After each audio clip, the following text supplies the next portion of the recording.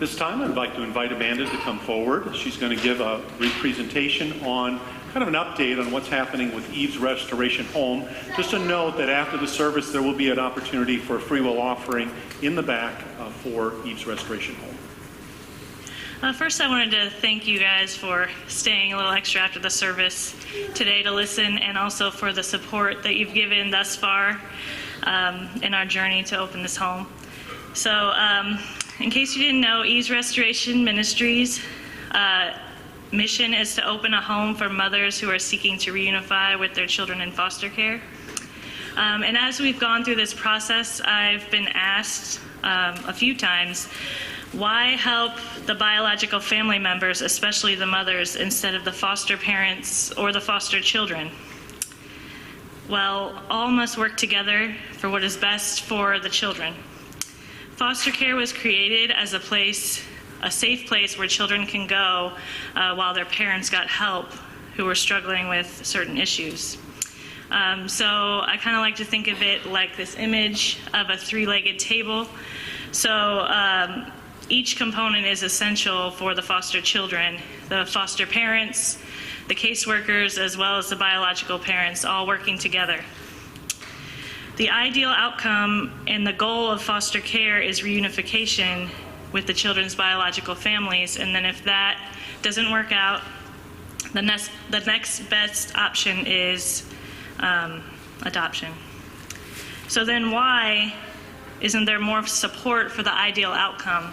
If the ideal outcome is children to be reunited with their family members, why, as we've discovered over research and things, that there isn't much support? There's limited support to reunify, and then after they're reunified with their parents, all government support gets dropped. And so it leads to a high resurgence of going back into foster care. So we also have a goal of helping with that as well. In the past, I've worked in 2 homes for women, and as Pastor kind of touched on in the sermon, they had a works righteous kind of way of running their home, and it was very charismatic and emphasized works righteousness. And our home will be unique, as in it will be distinctly LCMS.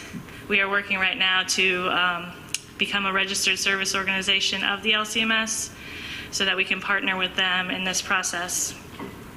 And we also plan on nurturing and educating mothers so that they can develop the tools that they need to be a successful parent, not just have their children back, but also to thrive with their children.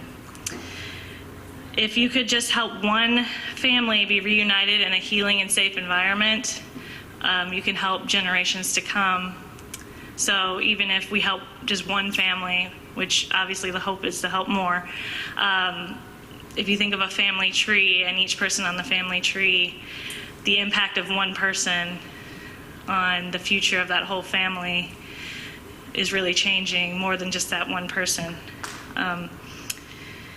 So we can help countless children through helping their mothers get the help that they need to rebuild and reunite their families.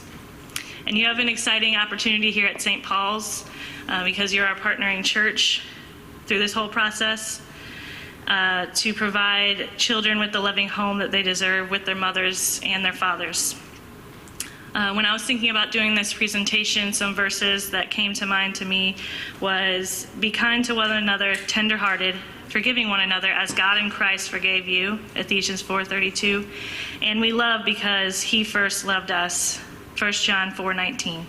To be Christian is to love and forgive others just as God in Christ forgives us. Showing mercy to mothers in crisis shows the love of Christ.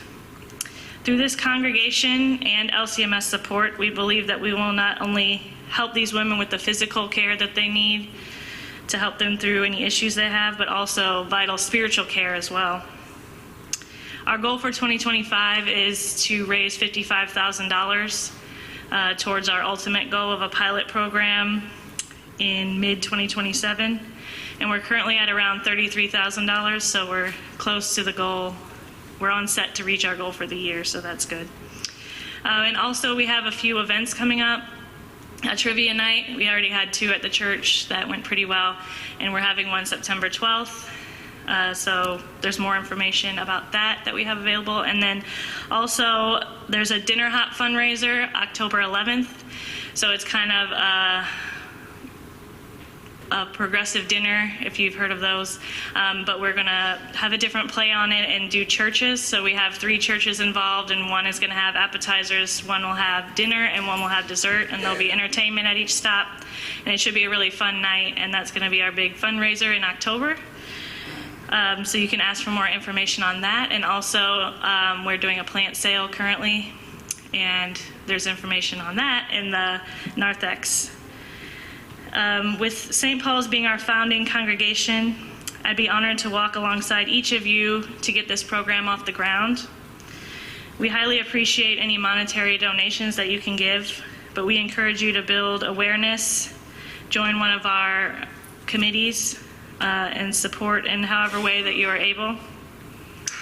And together we can make a difference in lives of women and children. And if you have any questions or want any more information, I'll be at the table out there, and there's sign-ups to volunteer for events, for our St. Paul's committee, and our contact list. Sorry. So thank you for listening, and I hope to hear from some of you soon. Thank you.